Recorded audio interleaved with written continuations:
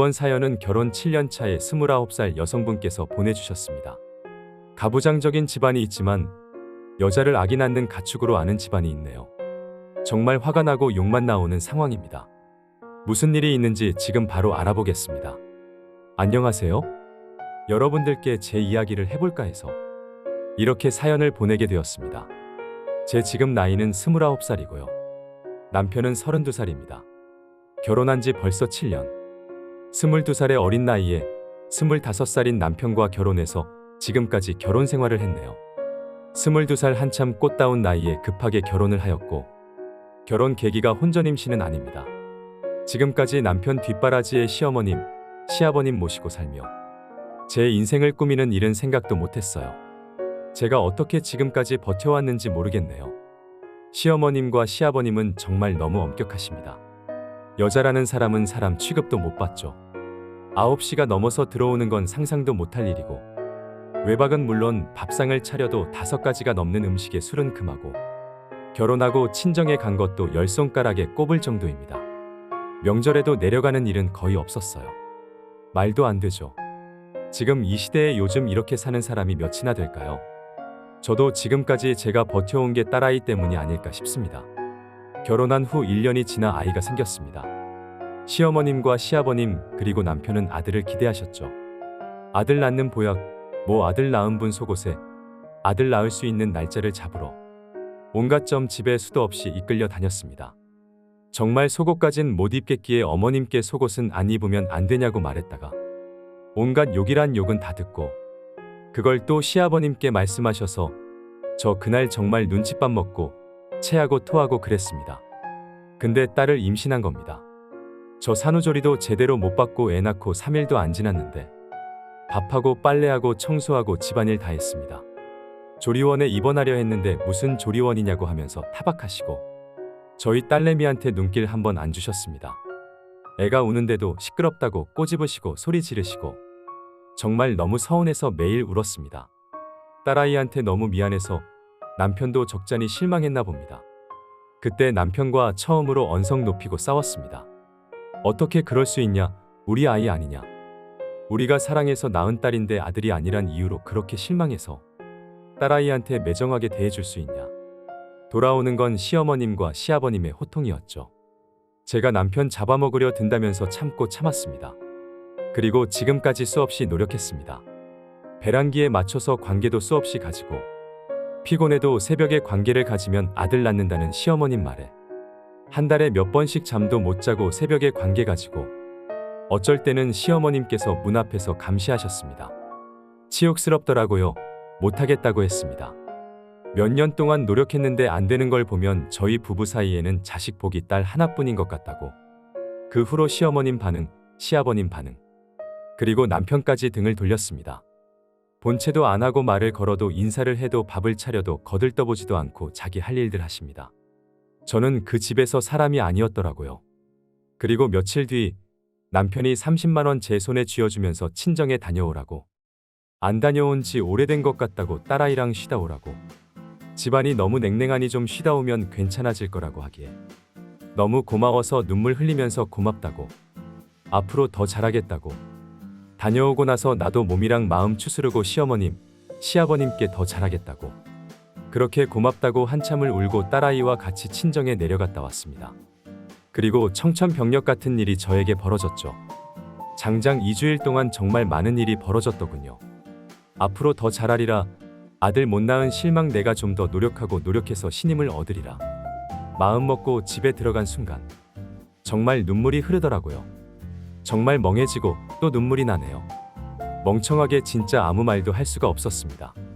저와 나이대도 비슷한 여자가 남편과 팔짱을 끼고 시어머님과 시아버님과 과일 먹으면서 웃고 있는 겁니다. 시어머님 저에게 한 번도 아가야, 하고 다정하게 불러주신 적 없습니다. 시아버님도 마찬가지로 저에게 새해 아가. 라고 불러주신 적 없고요. 저한테 늘 민지 엄마야, 민지 엄이야. 화가 나실 땐 야, 이 잡년아. 그렇게 아가야 하면서 웃고 계시더라고요. 제가 들어봐도 보는 척 안 하고 하하호호. 정신이 나가 버릴 것 같았습니다. 딸아이 방에 들여보내고 저 정말 이때까지 당한 서름 따발총처럼 싸댔습니다. 어떻게 나한테 이럴 수 있냐고, 내가 노력 안 했냐고, 나도 할 만큼 했고 치욕스러운 거 더러운 거 다 참고 살았다고 눈물 흘리면서 말했습니다. 시어머님 저보고 왜 그러냐고 하십니다. 나가랍니다. 아들 못 낳는 며느리 두기 싫으니 이혼하랍니다. 남편 저 쳐다보지도 않고 그 여자 내보내고 들어와서 소파에 앉아서 저와 시어머니 보고 있고 시아버님 시끄러우니 조용히 하라고 하시면서 안방 들어가셨습니다. 저 남편한테 가서 왜 쳐다만 보고 있냐, 왜 바람 피웠냐, 내가 아들 못 낳은 게 그렇게 서운하냐, 그래도 우리 딸 있지 않냐, 민지가 있는데 왜 그러냐, 나 지금까지 노력 많이 했다, 내가 못한 게 뭐냐 말해보라고 언성 높였습니다. 결국 딸아이 울면서 나오고 시어머님은 보기 싫으니까 나가라면서 이혼하라고 하시더군요. 저 고소할 거라고 했습니다. 고소할 거라고 소리 지르니 그러랍니다. 고소를 하든 밥을 말아먹든 알아서 하라고 합니다. 손녀 앞에서 저한테 2년 전년 욕하시면서 안방 들어가시고 남편도 할 말 없다고 이혼하자고 합니다. 참 눈물 나네요. 정말 우리 딸 앞에선 어떻게 그러냐고 했더니 자기는 딸보다 아들을 원한다는군요. 저 29살 먹어서 이제 늦었다고, 애 갖고 싶어도 못 가질 거라고 하네요. 29살이 뭐가 늙었냐고 내가 더 노력한다고 무릎 꿇었습니다. 저 이혼당하는 거 알면 저희 친정어머니 쓰러진다고 무릎 꿇고 울고불고 싹싹 빌었습니다. 제발 그러지 말라고, 내가 더 노력한다고, 시어머님이 하라는 대로 다 하겠다고, 앞으로 정말 더 노력하겠다고 그랬습니다. 매몰차게 나가더군요. 그렇게 정신없이 몇 시간이 흐르고 저는 울다 지쳐서 딸아이 데리고 친정집 왔습니다. 저희 엄마 무슨 일이냐고 물어봐도 저 대답 안 하고 방에 틀어박혀 며칠을 어떻게 보냈는지 모르겠습니다. 지금 정신 차리고 보니 이렇게 글 올리고 있네요. 복수할 겁니다. 고소도 할 거고요. 하지만 저 법에 대해 아무것도 모릅니다. 정말 저한테 일어난 이 일 모두 정말 믿기지 않아요. 죽고 싶었습니다. 딸아이 보면 이제 아빠 없는 애로 키우겠구나 하고 눈물만 나고, 울지 말라고 고사리 같은 손으로 눈물 닦아주는 애를 보니까 더 서름이 북받쳤습니다.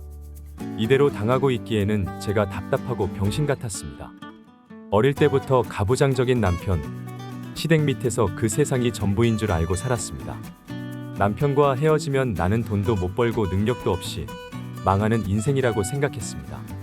니도 저도 할 수 없는 벼랑 끝에 서 있는 것처럼 살아왔습니다. 그래서 이렇게 멍청하게 당하고 살아왔나 봅니다. 정신 차리고 생각을 하다 보니 일단 이 사실을 누구에게라도 알려서 일을 크게 벌여야겠다고 생각했습니다.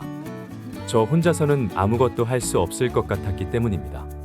그래서 용기를 내서 엄마에게 이 모든 사실을 말하였습니다. 엄마는 충격받으신 얼굴과 함께 제 손을 꼭 잡아주셨습니다. 걱정하지 말라고, 고소해서 싹 다 복수하자고, 엄마랑 함께 하자고 하고 일단 한숨 자라고 하시고 방을 나가셨습니다. 그렇게 그냥 멍하니 방 안에 덩그러니 앉아 있었습니다. 그러다 시간이 지난 후 제 방으로 저희 언니가 달려왔습니다. 아마 엄마께 제 얘기를 들은 거겠죠. 방 안에서 제가 멍하니 언니도 안 쳐다보고 있었나 봅니다. 그냥 제가 실성한 사람처럼 앉아 있었대요. 뺨 한 대 맞고 언니한테 욕 듣고 정신 차렸습니다. 제가 멍청한 년이랍니다. 그렇게 당하고 몇 년 동안 연락도 잘 안 하더니 이렇게 돌아왔다고 꼴 좋다고 하면서 둘이 껴안고 울었습니다. 1시간 뒤 형부도 오시고 자초지종 털어놓고 2시쯤 가족들 앞에서 시댁에 전화했습니다. 남편에게 먼저 전화를 했는데 안 받더라고요. 저희 형부 번호로 전화했습니다.